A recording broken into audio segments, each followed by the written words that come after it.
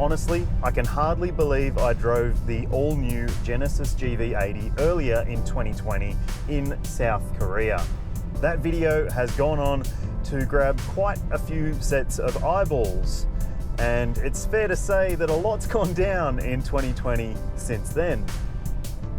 But the new car market never stops, and so here we are driving the all-new Genesis GV80 in Australia. Yep, 2020 has been a whirlwind, but one thing has remained stable. This SUV is still very, very impressive. In this test, I'll be covering off everything you could possibly want to know about the GV80, but if there's something in particular you'd like to find out about most, you can jump ahead. The time codes are on your screen now. Or if you're watching on YouTube, you'll find chapter markers in the timeline below, which will help you choose your own way through this review. You can find the link to the full detailed review at the CarsGuide site in the description below if you're watching on YouTube, and you probably are. So make sure, if you haven't already, to hit subscribe, hit like, share this video with your friends, and also hit that bell icon so you can stay up to date with all of our latest content. You're not going to confuse this SUV with an Audi, a BMW, a Volvo, a Lexus, any of the luxury SUVs that it competes against, but that's a good thing, right? Tell us what you think in the comments section below. Genesis' current design language is dominated by the quad headlights and bold shield-shaped grille at the front, and they give all of the models in the brand's range an unmistakable presence on the road. In profile, there are some distinct character lines down the body too, and to my eye, they add some kind of old world charm somehow. Conversely, the wheels are all today with sizes up to 22 inches.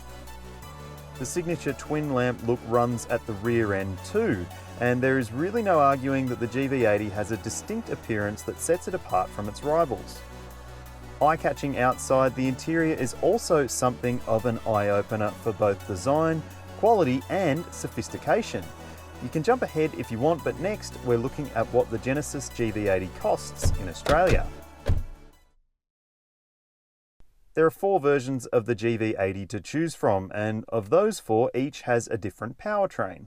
Opening the range is the 2.5T, a rear-wheel drive 5-seater SUV with a petrol turbo 4-cylinder engine. It costs just over 90 grand.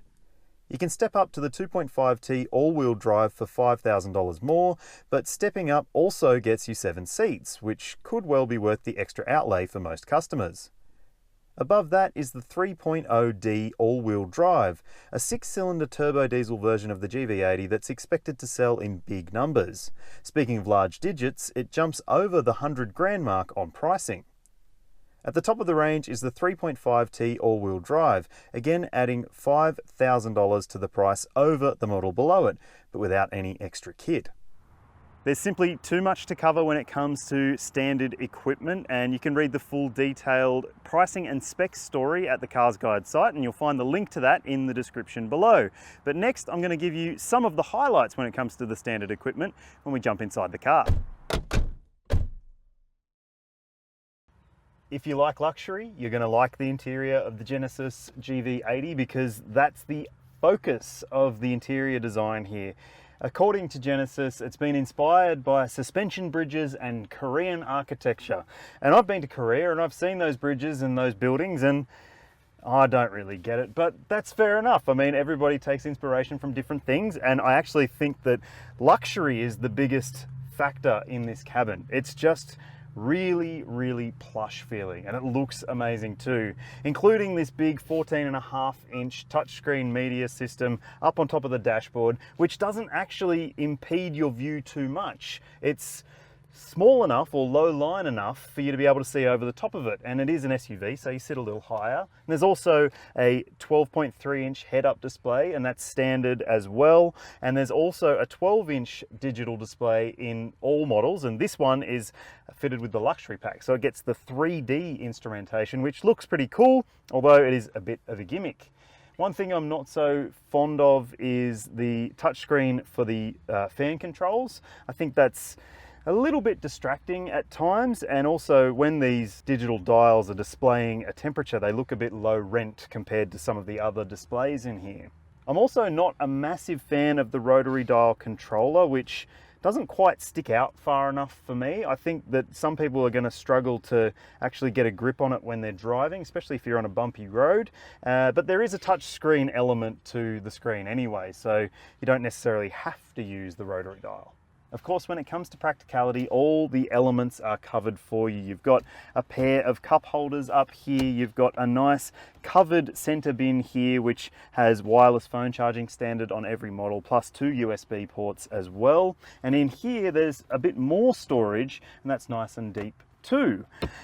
One complaint about the storage situation is that the bottle holders in the doors aren't big enough for a big enough bottle. So that's a little annoying. Now, let's check out the second row. Space in the second row of the Genesis GV80, as you can probably see, is pretty generous. I've got enough legroom here behind my own driving position to be comfortable. There's no doubt about that. Seat comfort is really good. There's maybe a little bit of a limitation on toe room if you've got big size 12s like myself, but at 182 centimeters, this is fine for a 6-footer. If you've got kids, they're going to be comfortable in here, there's no doubt about that. You've also got ISOFIX points on both outboard seats and top tethers across the top as well. And the amenities are pretty good too. There's some extendable pockets down here on the backs of the seats. You've got a pair of USB ports down here as well. There's ventilation controls, there's fan controls, and also obviously you get rear vents to keep people in the back comfortable. And in the luxury pack model, there's also heating and cooling for these seats, and also you get these electric sun blinds that put themselves up into place so you'll keep the little ones happy. Now, speaking of keeping the little ones happy, we might see if I can squeeze into the third row. As you can probably tell, someone my size isn't going to be overly comfortable in the third row of the GV80. It's more designed for younger kids. Now, if you are thinking about putting kids back here, just keep in mind that the third row airbags only cover the window section. They don't go all the way down. So that might impact your purchase decision. But otherwise, the space back here is perfectly fine if you do have, say, younger kids up to early teens. There's enough space back here. I mean, your knees are going to be in a knee up position. Your toe room's going to always be tight, and headroom, as you can see, is not the best. But there's also some storage back here. You get a pair of cup holders, a little covered storage bin as well, and there's vents back here to keep things comfortable too. Now, what about when we put these seats down and put some stuff in here? Whether you choose the base model GV80, which has 5 seats, or if you choose a 7-seater version, and there's 3 of those, you're getting about 730 litres of cargo capacity when you've got 5 seats in use. And if you're wondering what that looks like when it comes to luggage, well, here it is. Okay, so that's with 5 seats in place. Now let's take a look at what it's like with 7 seats up. So you're going to be able to fit, no, not something that big. You might be able to fit something, say, that big. So you are going to be limited if you are using all 7 seats in terms of luggage, but hey, you can always buy a roof pod. Get ready for a long rundown of safety specs because all Genesis GV80 models are extensively equipped. All grades have high and low speed auto emergency braking or AEB with pedestrian and cyclist detection, lane departure warning and lane keeping assistance. A system called junction turning assist to stop you diving through unsafe gaps in traffic. Then there's blind spot monitoring with the brand's clever blind spot view monitor, which shows up in the digital instrument cluster, rear cross traffic alert, driver attention warning, adaptive cruise control with stop and go and lane following, auto high beam lights, and a surround view camera system with a 3D display. There are 10 airbags, including a front center airbags, and the third row airbag coverage does cover the windows only. Next up, engine specs. When choosing your GV80, it might come down to your budget or it might come down to powertrain preferences. And here's a rundown of what's available in the GV80 range. The 2.5T has a smaller 4-cylinder turbo engine and a smaller price tag. As mentioned previously, you can have it in rear-wheel drive or all-wheel drive, and the outputs don't change either way. Step up from there to the 6-cylinder diesel engine and you get a thumping amount of power and torque. Like the models below and above it, it has an 8-speed auto. Topping the engine range is the V6 twin-turbo petrol, which has the most power but a little less torque than the diesel model below it. Next up, fuel consumption. At the time of launch, there's no hybrid, plug-in hybrid or electric version of the GV80, which leaves it a bit behind its competitors and is actually a little bit disappointing. But with 2 different petrol engines across 3 drivetrains and a big diesel available, there's arguably enough choice for the time being. The claim consumption figures are on your screen now for all the powertrains available. That's the claimed fuel consumption for each of the variants in the GV80 range. Now here is what we've seen on the display. We haven't been able to do an at the pump test on this launch run, but stay tuned, we'll give you more info when we can. Next up, let's take a look at the ownership prospects of the GV80. Genesis gets it. Time is luxury, so the brand will collect and return your car when service is required, every 12 months or 10,000 Ks for the petrols, or every 15,000 Ks or annually for the diesels. And it won't cost you a cent for the first 5 years of maintenance either. Plus, there are free loan cars if you need them during that time as well. The warranty is 5 years and unlimited Ks, which is better than Audi, BMW and Lexus, and equal to Mercedes. Next, let's see how it drives.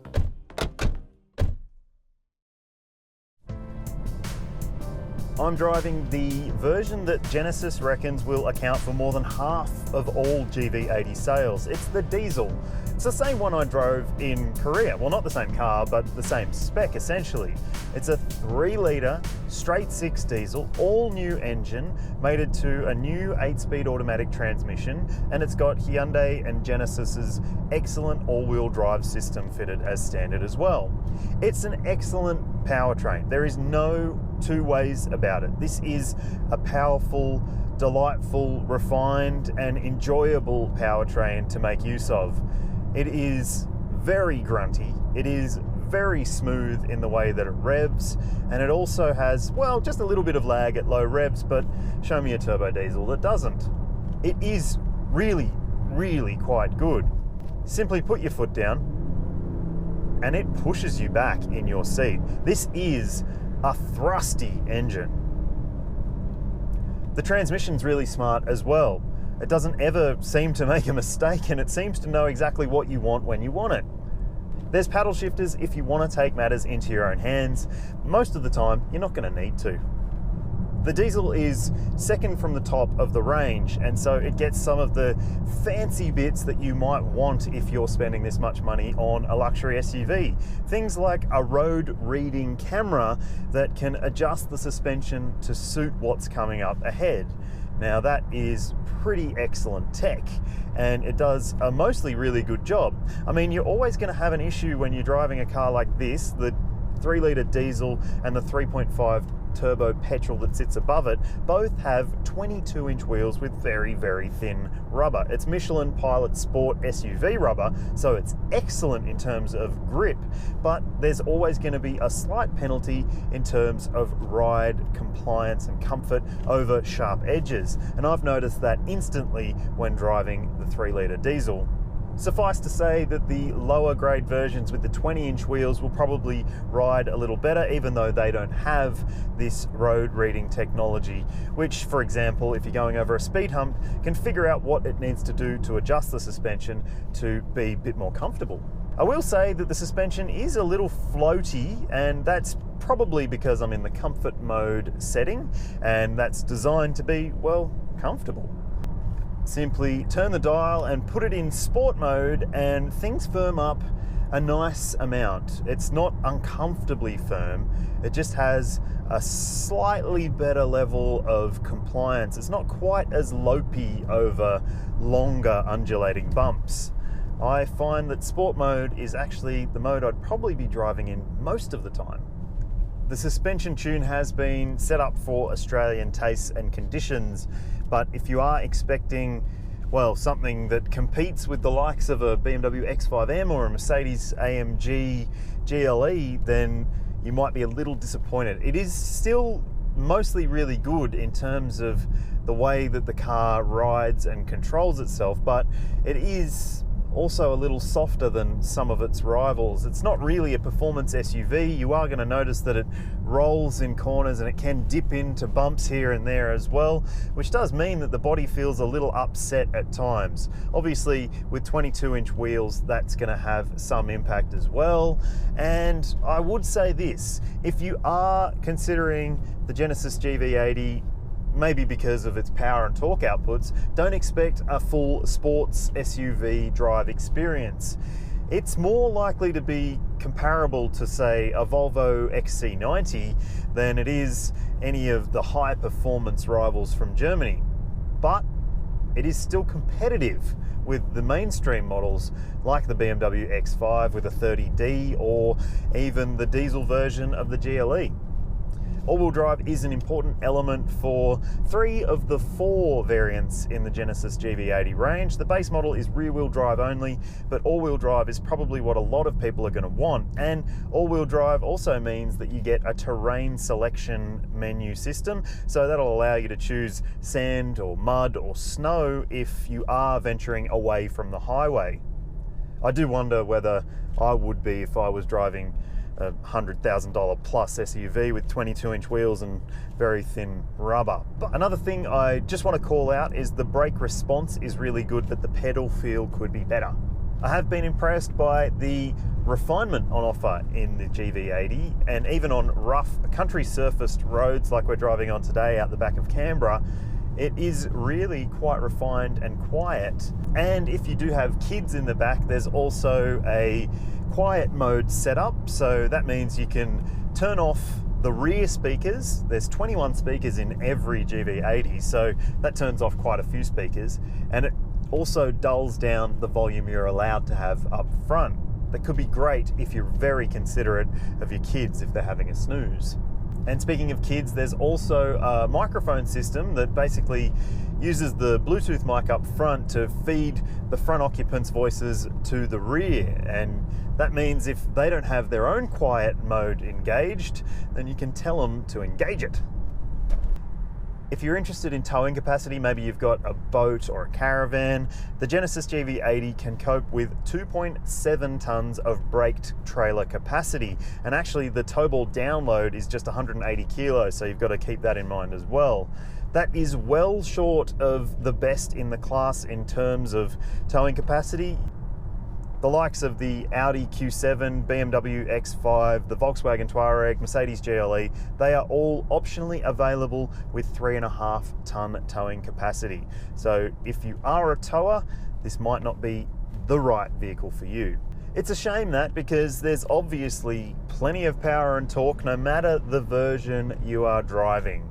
It's a really impressive large SUV, very well sorted, very capable, and very much going to shake things up, if people realise that it's for sale. Be sure to check back at the CarsGuide site for more detailed reviews on the petrol versions in the GV80 range. We just thought for this video that we would focus mainly on the diesel because it's the one most people are going to buy.